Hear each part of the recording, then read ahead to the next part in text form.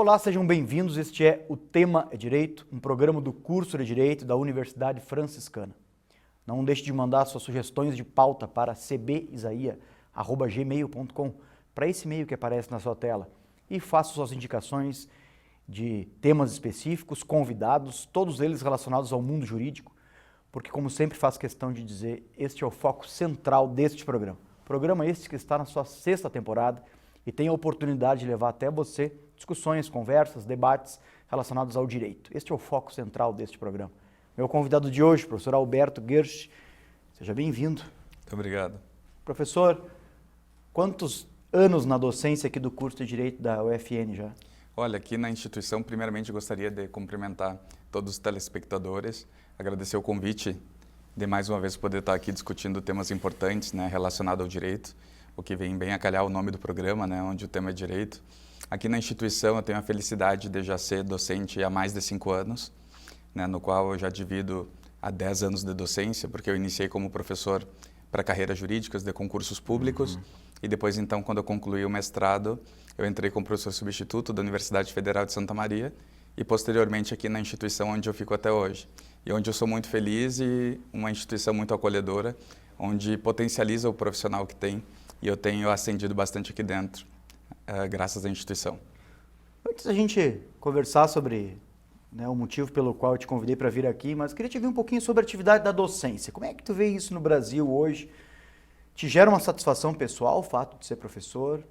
Olha, a gente tem vivido, na atualidade, um período bastante difícil em relação à docência, embora o problema da educação ela já seja uma questão cerne do nosso país.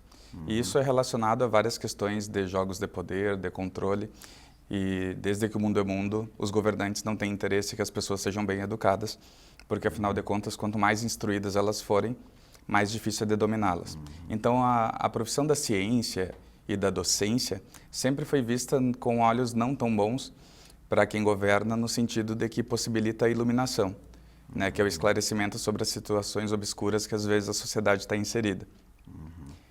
Quando eu entrei no direito, eu não me enquadrava nas profissões do direito. Eu não me enxergava como um juiz, eu não me enxergava como promotor, que eram as profissões clássicas da minha época. Talvez como advogado, mas como eu tinha que trabalhar na área profissional diversa do direito para poder me manter durante a faculdade, eu não tinha tanta experiência. E ao final da faculdade, uma professora viu em mim o meu talento para a docência, através de uma apresentação de um seminário, que às vezes os alunos até reclamam de apresentar seminários, mas é importante porque o olhar do professor também sobre esse aluno ajuda a orientá-lo na sua formação. E naquela ocasião ela disse que eu tinha muito perfil para a docência, e eu fui perceber então, refletindo sobre aquela circunstância, que na verdade eu sempre tinha sido professor de alguma coisa em alguma fase da minha vida até aquele momento. Ou era professor da minha irmã em recuperação, ou era professor dos irmãos dos meus colegas que me pagavam para dar aula particular, ou era professor de tradicionalismo, porque eu fui peão do CTG, peão da região, segundo peão do estado. Então, para os projetos culturais, eu acabava dando aula de tradição, tradicionalismo e folclore do Rio Grande do Sul na rede de ensino. E aí eu fui perceber que, na verdade, eu já era um professor inato. A única coisa que me faltava era me qualificar, então, para ser um professor jurista. E aí foi quando eu decidi, então, primeiro me especializar, porque eu achava que eu não tinha conteúdo suficiente ainda para ministrar aulas. Então, fiz 2 pós-graduações concomitante, processo civil e constitucional. E depois disso, então, fiz o mestrado em Direito, no qual me capacitei e entrei aqui na instituição. Retomando a questão do momento histórico que o país vive em relação à educação, a educação está sendo atacada justamente por isso, porque nós estamos vivendo um período de retrocesso social, onde a oportunidade que se tem é de não fazer com que a educação evolua, porque quanto menos a estrutura educacional tiver instituída, menos acessibilidade a maioria da população vai ter. Quando eu digo a maioria da população, é porque a minoria oligárquica que detém o poder econômico vai continuar se instruindo. Então, na verdade, quem vai ficar sem acesso a uma educação pública de qualidade é a maior parte da população brasileira, que na verdade financia esse sistema e que tem poucas oportunidades realmente de acesso a uma educação que seja adequada, como a nossa instituição, por exemplo, oferece. Agora, interessante ouvir a tua história, o teu relato de vida, e perceber que realmente tu te preparou para entrar aqui nesse curso, né? O curso de Direito hoje da UFN é composto por basicamente 35 professores. Um curso, né, com um perfil muito diversificado de professores, é um corpo docente muito multifacetado.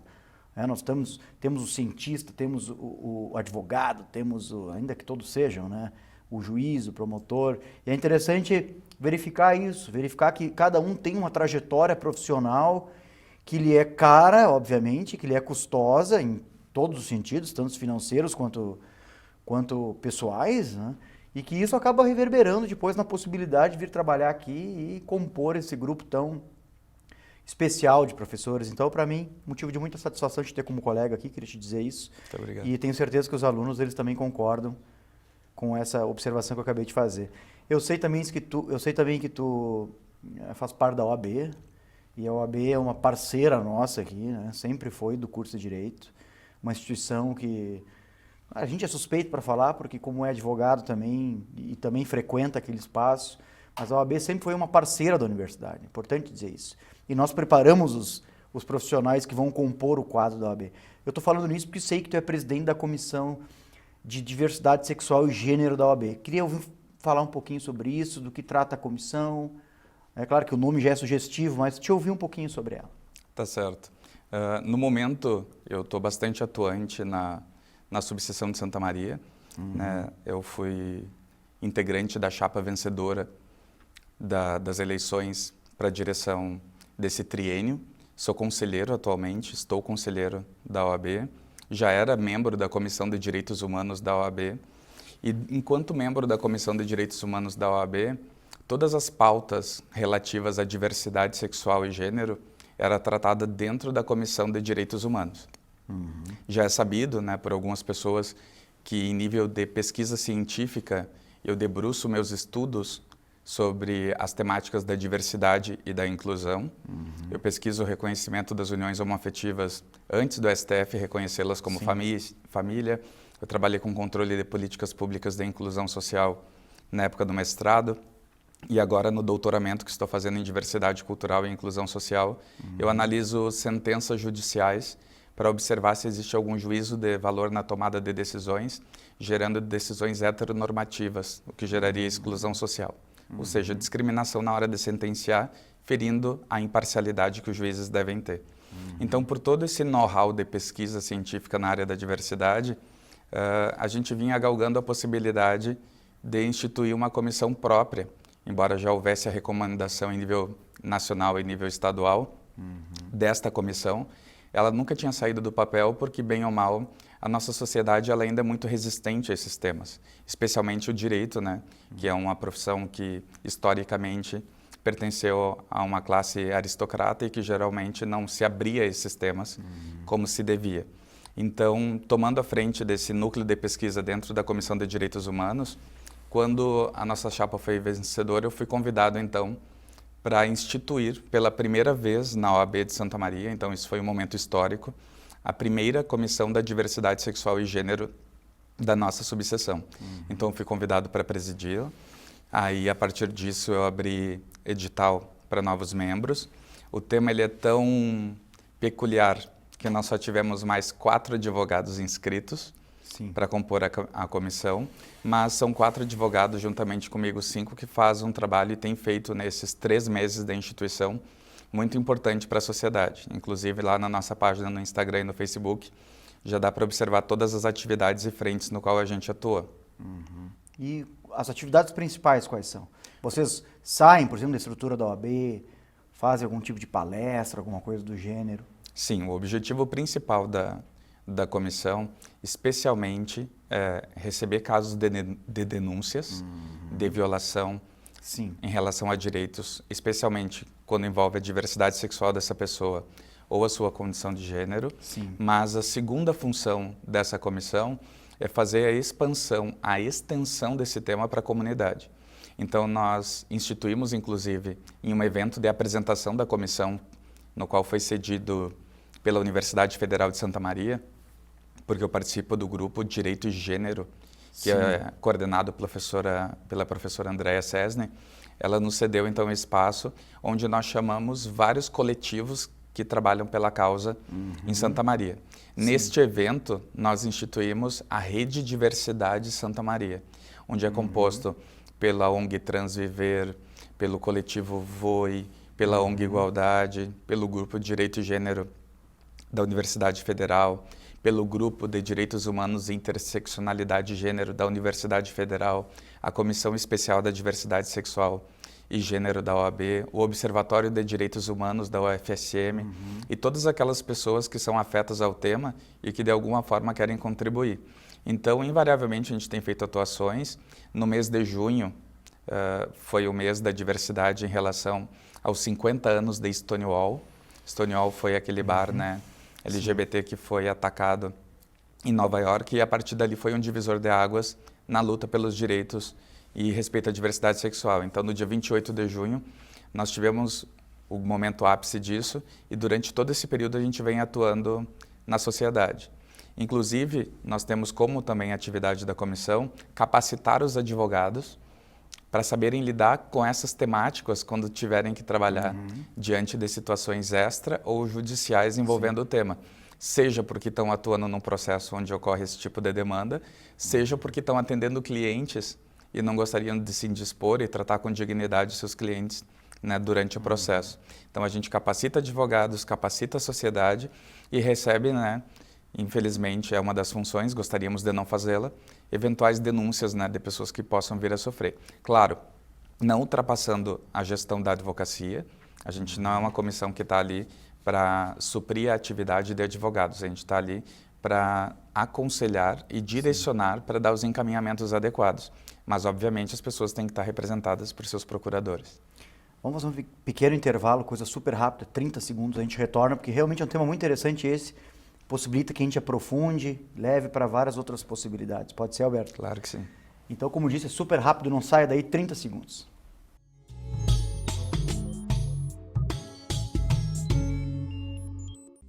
A Universidade Franciscana traz sua experiência e qualidade no ensino superior agora para a educação à distância.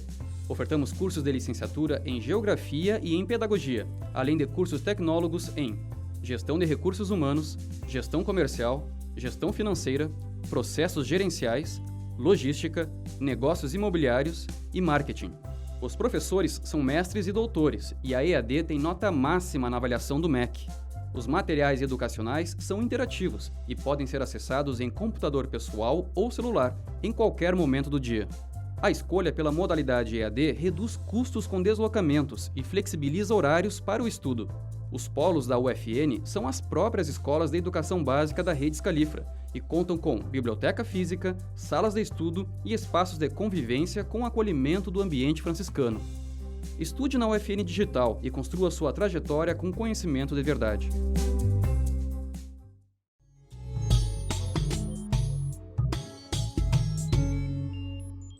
Retornamos com o Tema é Direito de hoje. Este é um programa do curso de Direito da Universidade Franciscana.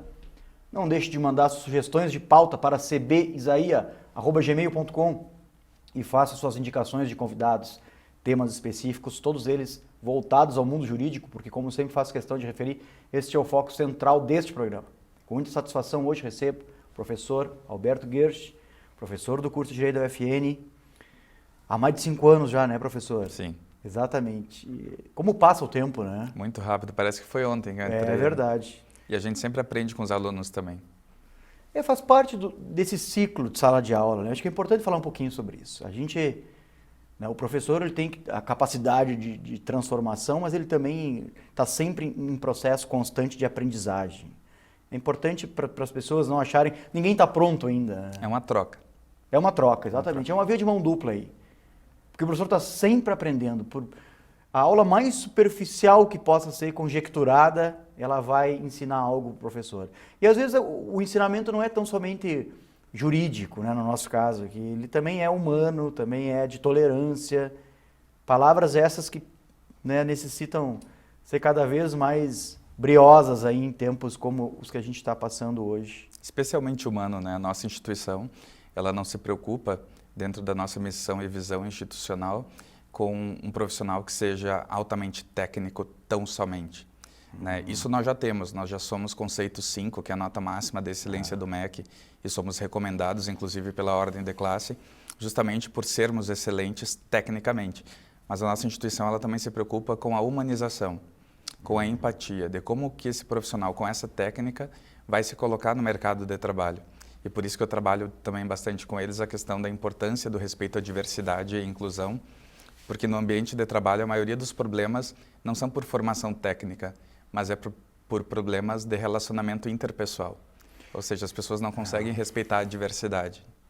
Agora, realmente isso é algo que tem que ser sempre trabalhado dentro de sala de aula e na estrutura de um curso de Direito. Né? Isso vai desde as pesquisas em grupos, trabalhos em grupo, a formação dos perfis de liderança, como esse é um discurso importante, cada vez mais vem tomando conta do espaço acadêmico, como também é o respeito pelas questões de gênero, respeito pelas questões de sexualidade. Queria te ver um pouquinho falar sobre isso. Geralmente as pessoas fazem confusão entre gênero, sexualidade e tal. Se tu puder, e se isso faz parte, inclusive, do projeto de vocês, esse lá, a nível de OAB? Claro que sim. Na verdade, o principal problema de conhecimento é justamente identificar a diferença entre orientação sexual e diversidade de gênero. Algumas pessoas me perguntam, Alberto, antes era GLS, depois virou LGBT, e agora começaram a incluir outras letras. Precisa necessariamente esse monte de letras? Será que não está tendo, né, um aumento demagógico em relação a isso? E aí eu explico para elas que precisa ter esse monte de letras, porque essas letras elas representam algumas pessoas. A diferença não é que essas letras não existiam no passado, elas sempre existiram. A diferença é que, na atualidade, elas têm a oportunidade de se colocarem como representatividade e a sociedade saberem quem elas são. Então, hoje, de modo padrão, embora ainda haja algumas divergências em relação a isso, a sigla mais adequada que explica a diversidade sexual é LGBTQIA+. Por quê?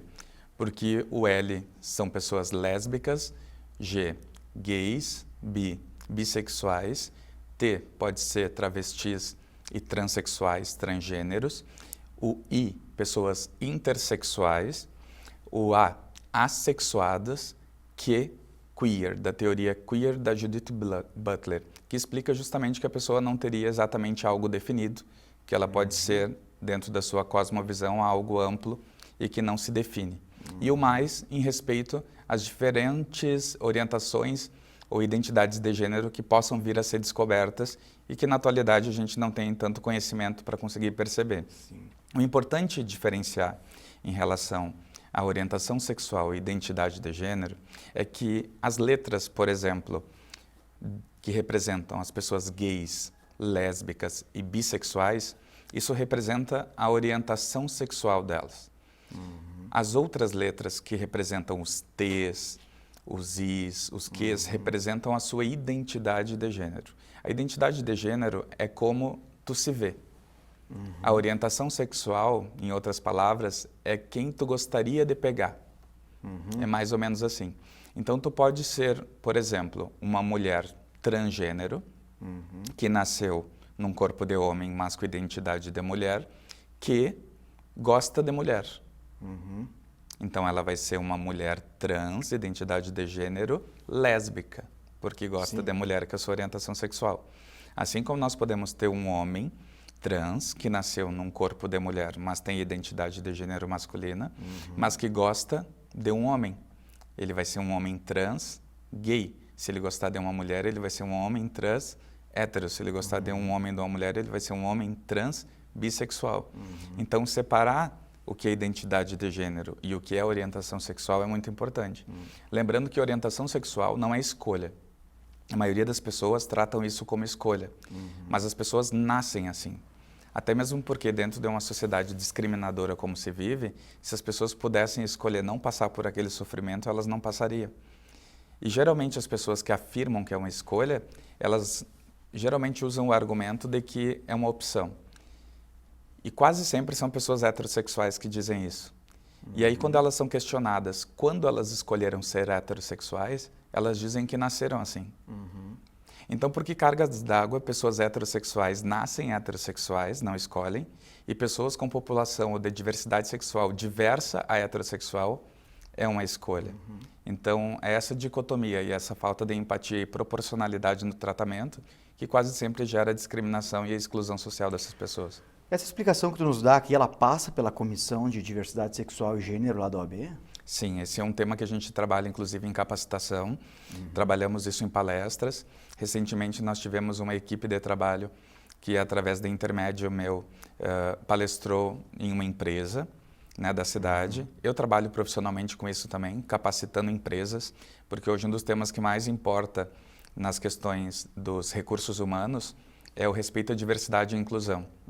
Então, eu trabalho com questões de gênero, afrodescendência, pessoas com deficiência, diversidade sexual, porque isso gera, inclusive, muito passivo trabalhista das empresas, por questões de discriminação, assédio ou maltrato de um cliente, né, no ambiente de trabalho. Como é que tu vê o estado da arte das políticas públicas em relação a isso hoje no Brasil? Vou te dar alguns exemplos, tá? Bem assim, que me vem à cabeça agora. Banheiro para essas pessoas. Não há o banheiro masculino, há o banheiro feminino. Presídio. Como é que se administra isso? O que falta aí? O que poderia ser instituído? Olha, a questão que envolve as políticas públicas e diversidade de gênero sempre foi um problema. Não é de agora. Naturalmente, seria até uma falácia eu dizer que é um problema que nasce agora, né? Mas ele está muito acentuado e agravado no momento da gestão pública atual. Né? Desde sempre isso já foi um problema, porque políticas públicas elas devem ser pensadas pelo legislativo e praticadas pelo executivo. Sim. Né? E nós temos um legislativo e um executivo hoje no Brasil que ele, embora devesse ser laico, segundo a nossa Constituição, ele é altamente composto por representatividades religiosas da sociedade, onde esses representantes políticos não entenderam que os direitos das pessoas devem estar acima das suas convicções religiosas, pois o direito até de crer é um direito humano que está acima das suas convicções pessoais. Só que a legislação brasileira e as políticas públicas de aplicabilidade brasileira, todas estão envolvidas a questão da profissão de fé, especialmente no Brasil, de modo geral, envolvendo o cristianismo e todas as vertentes disso. Então, isso já é um problema. Na atualidade, nós temos um poder público, em nível federal especialmente, e por isso que representatividade importa, que faz pouco caso da diversidade das pessoas, seja ela qual for, de gênero, afro, sexual, com deficiência. Então, nós estamos vivendo não um momento de paralisação, nós estamos vivendo um momento de retrocesso em relação a essas políticas públicas, porque nós tivemos secretarias dentro dos ministérios que discutiam esses temas que simplesmente foram consumidas, perfis de combate de HIV/AIDS que foram consumidas, né? Verbas que eram para ser destinadas a isso que foram consumidas. Recentemente, o governo federal censurou alguns tipos de seriados que não teriam investimento público, né, do governo federal, porque entendiam que não era de temas que eram afetos aos interesses do governo, que envolviam a diversidade sexual. Ou seja, em relação a esse tema, a sinalização das políticas públicas é de retrocesso e censura. Realmente, assim, essas pessoas também precisam de pessoas como tu para trabalhar essas questões em todos os âmbitos. Isso trabalha na OAB, isso trabalha dentro de sala de aula, isso faz parte do cotidiano. Aliás, fico orgulhoso agora porque esse programa aqui é plural e ele também, por óbvio, deveria oportunizar esse tipo de tema. Lamentavelmente, nós demoramos tanto tempo para te convidar aqui para vir falar sobre isso, porque realmente é um tema super interessante de se trabalhar, principalmente quando relaciona com questões jurídicas, né? E a gente fala em política pública, a gente fala, né, em outras medidas e também de retrocesso social, né? Me parece que tu é muito feliz quando tu fala sobre isso, a gente tem acompanhado essas notícias e a gente espera que isso seja uma fase, né? Que a gente consiga retomar um caminho que se vinha desenvolvendo antes. Eu sei que tu estás no doutorado, temos ali mais alguns segundinhos, mas se tu puder resumir, assim, como é que tu está, né, orientando tuas pesquisas hoje?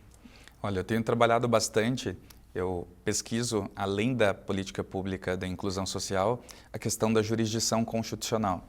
Então, eu tenho analisado decisões judiciais envolvendo isso e, inclusive, essa semana, na verdade, amanhã, na terça-feira, eu embarco para João Pessoa, representando a nossa instituição, onde eu vou apresentar um artigo científico que trata da inclusão de atletas transgêneros no esporte e a decisão do COI, do Comitê Olímpico Internacional, e do CAS, que é da Court of Arbitration for Sport, por não ter regulamentação internacional e está gerando exclusão social de pessoas transgêneras do esporte. Esse artigo foi selecionado para esse congresso. Dos artigos selecionados, ele foi selecionado para virar um capítulo do livro que vai ser lançado no evento. Então, essa semana estarei lá representando a UFN.